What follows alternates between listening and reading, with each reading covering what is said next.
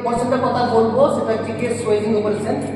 এটা আমাদের রেপ্লিকেশন ফিল্ডে একটা মোস্ট ইম্পর্টেন্ট অপারেশন, অন্যান্য অপারেশনগুলোর মতোই।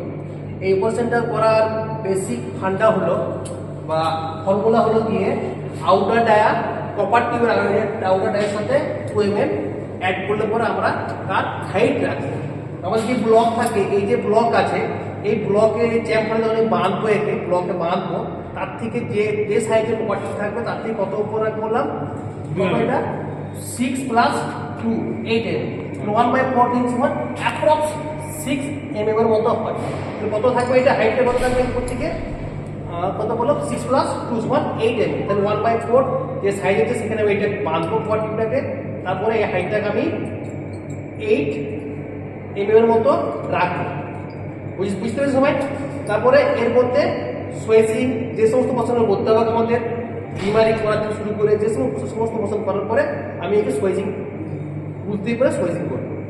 এটাই তো আমাদের মেইন ফান্ডা। এই জন্য বুঝে গেছি কত বাঁধতে হবে। এই হাইট নিয়ে অনেকে প্রবলেম পড়ছে, হাইটটা কতটা রাখবো। যে কোনো টিপ ধরো, যদি আমার ½ ইঞ্চি টিপ হয়, ½ ইঞ্চির সাথে কত যোগ হবে 2 mm। প্রত্যেকটা mm এ কনভার্ট করে পরে আমি কি করবো, এটাকে 2 mm যোগ করে পরে তার হাইটটাকে এই যে আমার থাকবে বেস বা ব্লক উপর থেকে ততটা হাইটে থাকবে। বুঝতে পারি প্রত্যেকে? চলো আমরা এবারে প্রশ্নটা করে টেবিল